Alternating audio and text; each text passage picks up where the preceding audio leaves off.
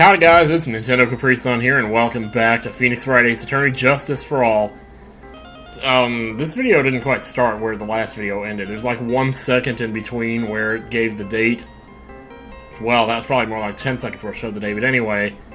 So we missed a little stuff here, but I got a phone call. And so we're coming back here, and let me just say, I know I don't mean to like make a fill in time here, but it's been like a week since I recorded, so I have no idea what I'm doing here. But I've caught up on the case, watched it over again. And hello, this is Phoenix Wright. You don't look so well, dude. You're gonna prove me not guilty today, right? Dude, you can put your phone down. This ain't Clueless. Oh, I almost forgot.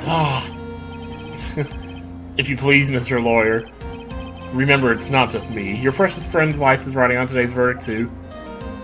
Grrr, why don't you drink your cow piss? Now listen up, you better get on guard a guilty sentence, okay? If you get that creepy slime bag and not guilty, I'll never forgive you, ever. What's going on? Ah! Twin Peaks, what are you doing here? You don't know what you're doing here? She hasn't tried to channel me since yesterday. What am I supposed to do? Oh no, Maya hasn't? I wonder why. She can do it from anywhere, right? Unless Morgan's stopping her. Well, like I said, for a lawyer, the worst of times are when you have to force your biggest smiles. But you can't give up. There's still some hope left. Stop it, please. There's nothing left. Not here, not anywhere. Now who's calling? What am I, a switchboard operator? You gotta stop with this shit, man. No, it's not. Will you leave me alone? Look, don't call me anymore. I mean it. You're really mean, pal. Oh my god, that reminds me of this one time. I just got called by like 2 telemarketers in like an hour. And I just like suddenly, after the phone rang the 3rd time, I just freaked out and I picked it up and I shouted, "What?" into the receiver after I picked it up. And the 3rd time, it happened to not be a telemarketer. It happened to actually be one of my fans. Because a long time ago, somehow my number got posted in a comment section. And so every now and then, I would get calls from people, and I didn't mind it that much, because it was only like once a week or so. Well, this one particular time, I picked it up and I shouted what, and it was one of my fans. I have never felt so bad. Like, that's one of the 3 probably worst things I've ever done in my life. But I know that's a side story, and it doesn't have anything to do with the game. I'm sorry, let's get on with it. You're really mean, pal. But if that person is watching this, God bless you for sticking with me after that. I'm really sorry. Where are you? They let me join the investigation team, and we're chasing after the killer, pal. Wait, so you're not making ramen noodles for me anymore? But I wanted to try those ramen noodles, man! And now you're back on the investigation team. When are you gonna quit 2-timing me, man? Okay, anyway. Okay. Is this like the end of it? Like the last court case? Or... It can't be. There has to be another investigation phase after this, right? But that's going to be like the longest case ever, if that's true. Until the trial is over, until the verdict is handed down, we're going to do everything we can to find the killer. If we can get Maya out, then so much the better. Then I can get on guard the guilty verdict, but for me to do that, I have to lose on purpose. Is that what I'm supposed to do in this case? I was actually thinking that might be Edgeworth's angle. He wants me to feel what it feels like to lose on purpose. Because he did it for me, so he wants me to know what it's like now. Maybe that's kind of what he's getting at. Do whatever you can to make the trial last longer. I have to make the trial last longer. If you go at Mr. Edgeworth with everything you've got, then you too can draw it out. Oh, now I get it. I believe in you, pal. You and Mr. Edgeworth can do it. So, believe in us. We're gonna give it all we got, just like you. Got it. Thanks, Gumshoe. See you later. Hey, Phoenix. You understand now, don't you? You have something money will never be able to buy. It's called life. Oh, friendship. Yeah, that too. It's the strongest weapon in the world, and you have it in abundance. That's not all I have in abundance. Looks like we're coming to the end. I have to make the trial last as long as I can. Gumshoe. Well, all you have to do is just object every time he's about to hand the verdict down. Apparently that's worked out every time before.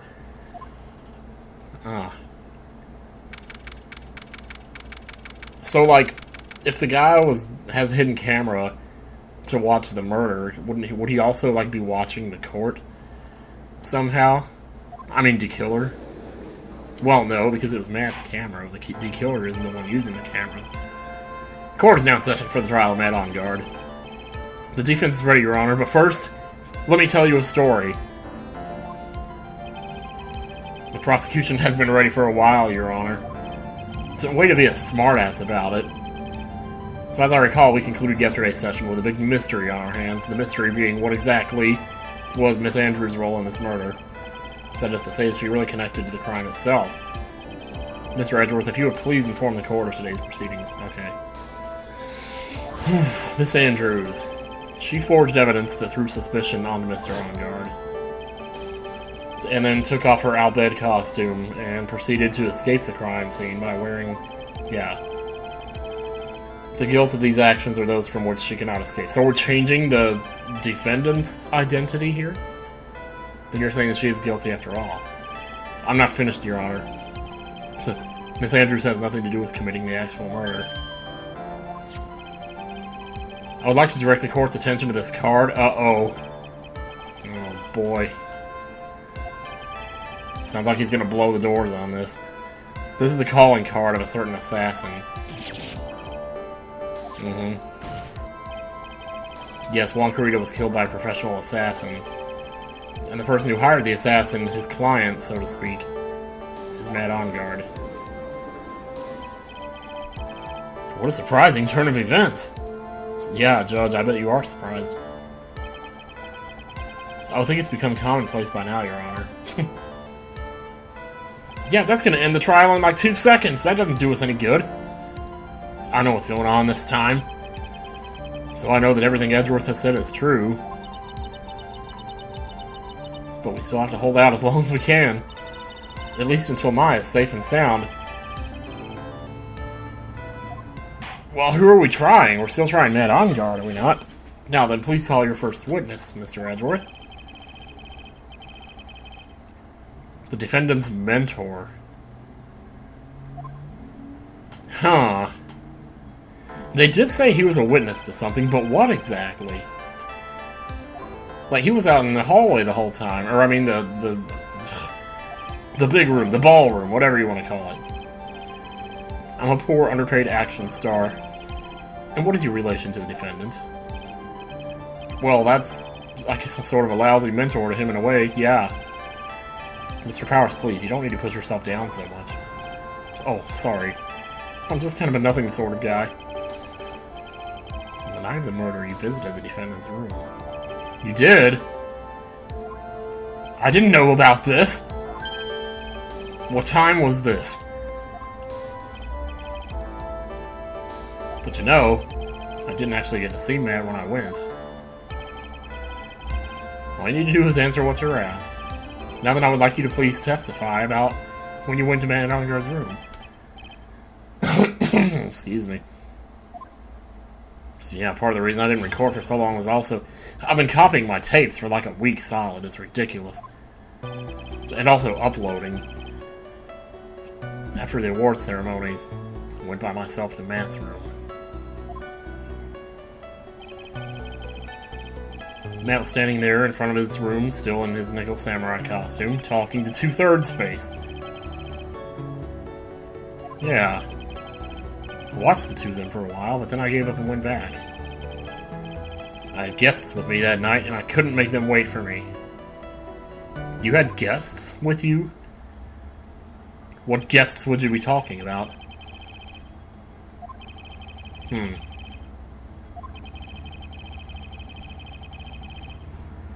Yeah. Didn't know exactly. Well, I know, like, well, the D-Killer was disguised as a bellboy that night. Yeah. A trap. Can't you smell it, Phoenix? I don't smell shit. My nose is stuffed up. Charge in head first. Yeah, I'm sure that's what you tell everyone to do. Matt's room. Okay, so after the award ceremony, you went by yourself to Matt's room. Why, exactly? To see how he was doing, I assume. You're his mentor, like a big brother, obviously. Wanted to say congratulations. Okay. It's understandable. What's wrong? Why did you stop? Mr. Wright? What is it? You're gonna try to trick me into a corner, aren't you? I know I'm just a poor, underpaid action star, but I'm not the killer. Dude, we're not accusing you of anything like that, don't worry. No, please, don't trick me. Every time you do your lawyer thing, the witness suddenly turns into the bad guy. Every time? Actually, quite often, that's the way it turns out. Oh, I'll be looking forward to that conversation. Jeez. Sorry. So you went to the defendant's room and then... Hey, wait a minute. How did I suddenly turn into the bad guy here? Now standing there in front of his room, still in his nickel samurai costume. I don't really see why I'm pressing this, but... Yeah, absolutely it was him. He wasn't wearing the mask then. Huh. Okay, so apparently... Well, obviously the costume does come in multiple parts. But, okay, you thought it was the bellboy. But then you realized later that it wasn't?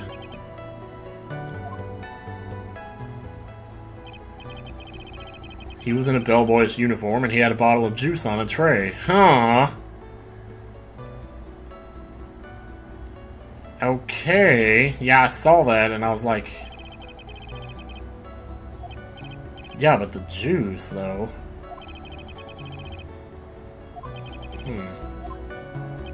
Because he only had 2/3 of a face.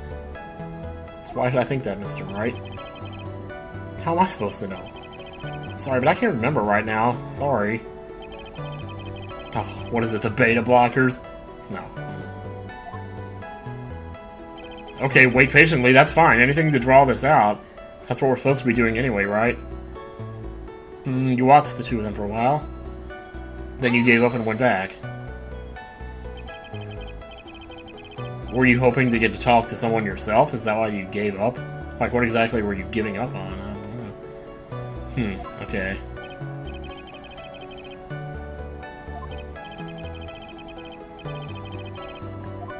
Anything strange? I mean, you've been watching the whole time, right? So you know the stuff about the juice. I mean, I don't know. I don't know if he's been here. You did feel something weird. He gave the bellboy a tip. Well, yeah. Or an assassination fee, such as the case may be. How long did you watch the two of them? Not more than a minute or two. That's not very long. I had guests with me that night and I couldn't make them wait for me. Okay, what about these guests? So who are these guests you're talking about?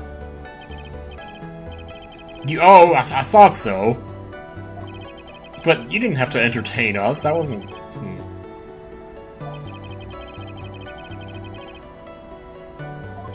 Okay, alright. Probably pointless to press further. Do you remember this incident? Did Mr. Powers leave his seat that night? Well, we left, you know, and went and looked around, and then came back later and he was still there. So he could have left while we were gone, but... Was that before or after? That was before, wasn't it? Before the police made their thing, but not before... Well, that would have been way after the murder, though, wouldn't it? Because by the time we got there... Oh, God. Why am I stopping and doing this now? Because we got there at the hotel. We had, like, a short conversation with him. So we went back to the stairs, and then the police showed up. Presumably, the police wouldn't have showed up till after someone found the body. So all that happened after 8:30. So what the stuff he's talking about now, this all happened after the murder. So maybe the bellboy went in and took the juice out of the room? Well, no, because the juice was found there when the police got there. Surely that bellboy would have wanted to haul ass out of there after he had committed his crime, but anyway. Unless I'm, like, getting confused about something, which I probably am, so if so, then cut all that out, future Tim, but whatever. Maya was making such a racket in her hyper state, so I ended up focusing on her. Well, that's just like a little sis, ain't it? In any case, from his story, he probably wasn't gone for very long. But if he was gone at all, it would have had to been for some reason. Like to go to the bathroom or whatever. After the award ceremony, you went by yourself to Matt's room. We're back at the beginning here. Well, somehow, I get the feeling we've met before, it says. Maybe we should try this and say, is this the guy you're talking about? Here, let me do that. Oh? No, okay, maybe not. Yeah. Shoot. Not at all. Actually, they are, but that's okay. Well, I don't want to accuse him, though. That's the thing.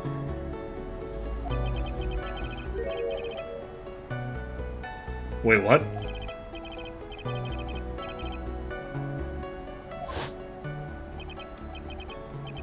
Okay, I think I just unlocked something here. I just pressed the third statement and he's saying something different now. You did feel something weird. He gave the bellboy a tip. Don't eat the noodles. Yeah, uh-huh.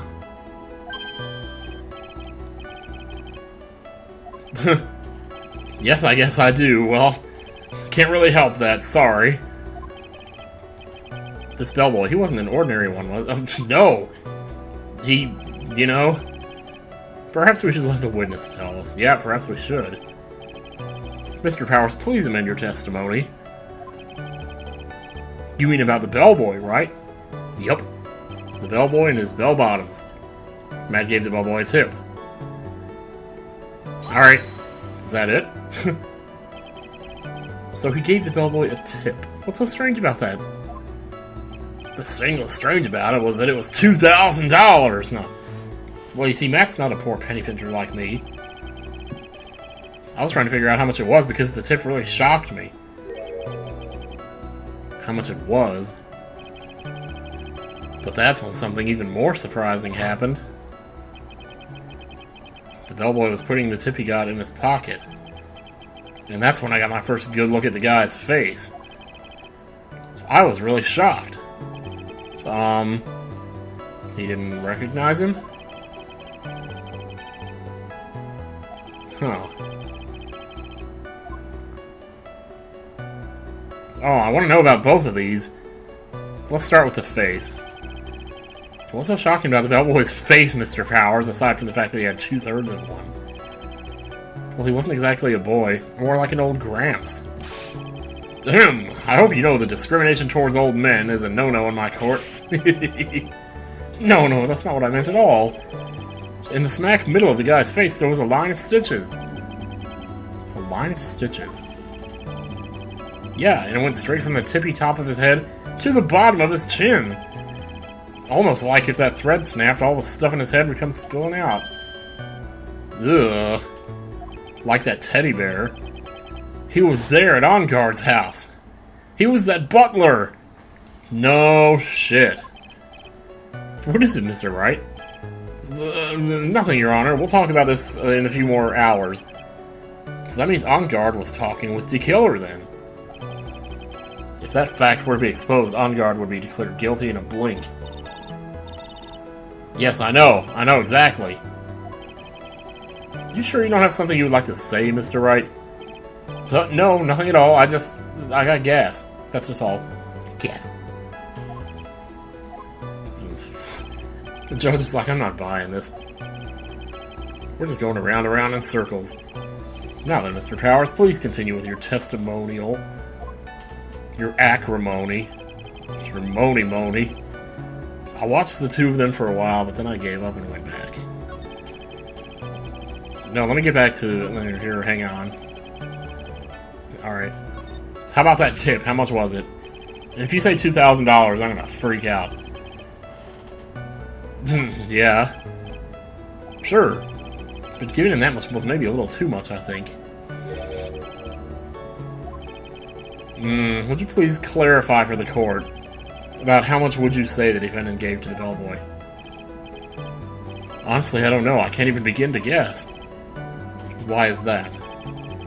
Because he gave the bellboy a really, really fat roll of cash. A roll of cash?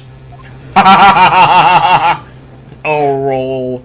I go through 40 rolls because I'm fat. I'm fat. You know, how interesting. That certainly was a very generous tip, wasn't it? Yeah, if they were real. A very fat roll of cash. That could hardly be called a tip, Your Honor.